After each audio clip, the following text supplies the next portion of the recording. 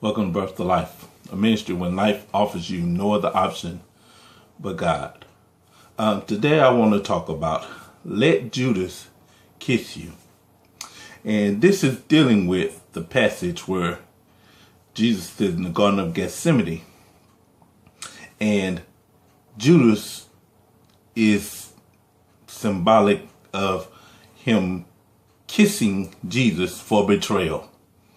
And the thing about that makes it so significant is that the position that Judas was in, it required betrayal. It required somebody that was close enough to Jesus that he could be intimate but yet still be deceptive. And there's a lot of us that have Judas in our midst, but we keep trying to disconnect from the ones that we know will betray us.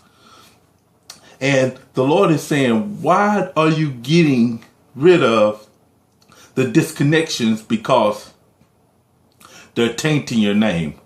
Why are you getting rid of people that mean you no good when these people are actually glorifying you?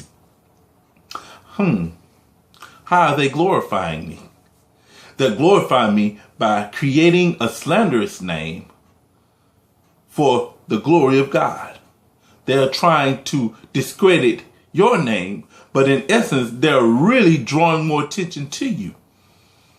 The significance of betrayal is we get caught up on the outside appearance of the aspect of I trusted you, I confided in you, you were close to me, and then for you to be so close to me and understand exactly what I went through, exactly what I feel about things, and for you to turn around and use this against me so that you could betray me says so much. And what we get mixed up in so often is that we are not aware of this is the thing that God is using for his glory. Shared that with a couple of young ladies, and I shared that with them, saying that you want Judas to kiss you.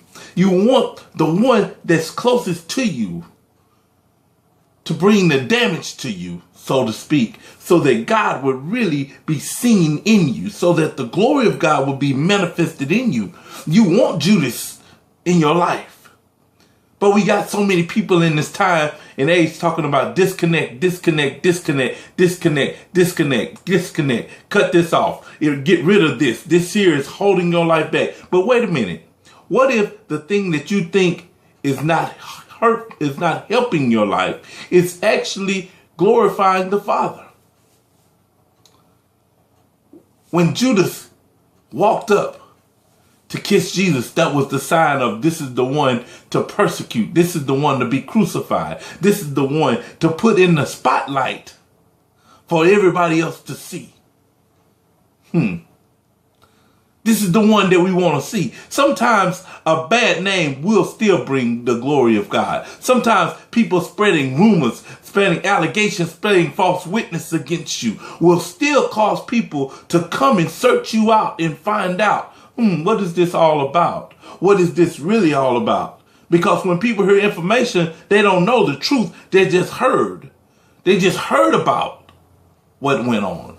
They just heard about Jesus. And sometimes just hearing about you is enough to bring people into your sight so that God can get the glory.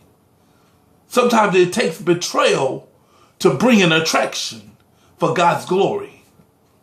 I know people don't like to believe that, but that how God can take a bad thing and make it good. I know people don't realize how can somebody backbiting on you bring about a good thing. But see, we all want to see the greater in the ministry, all through the greater power of God, all through great things happening to us. Listen, sometimes the greater thing is your most tragic episode that will ever occur in your life. Sometimes your greatest place in ministry, your greatest place in glorifying the Father will come on the end of an evil act. My question to you is, yeah, we ready for God to do the promotion. We're ready for God to do the promotion on the good side of things, where we get all the right connections. The people at TBN are calling us. Nobody's warfaring against us. Nobody is talking bad about us. Nobody is speaking evil or lying against us. We're okay when those arenas open up the door for us. It's just an easy walk. But what do you do when you have to walk into glory by walking through death?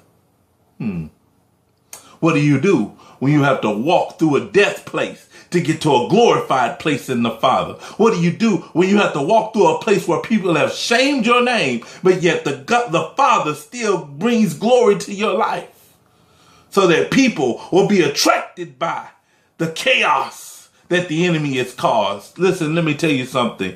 You got to start thinking and embracing your Judas in this hour, and let Judas get close enough to you to betray you, even though you know you're going to be betrayed. You have to let Judas kiss you.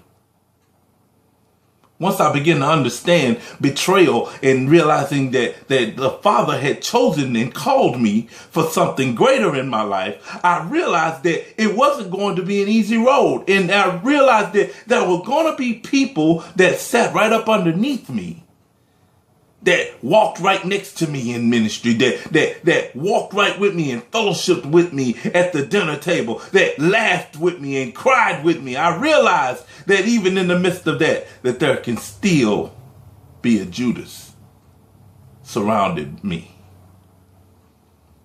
And God asked me the question. He says, can you stand betrayal for my glory?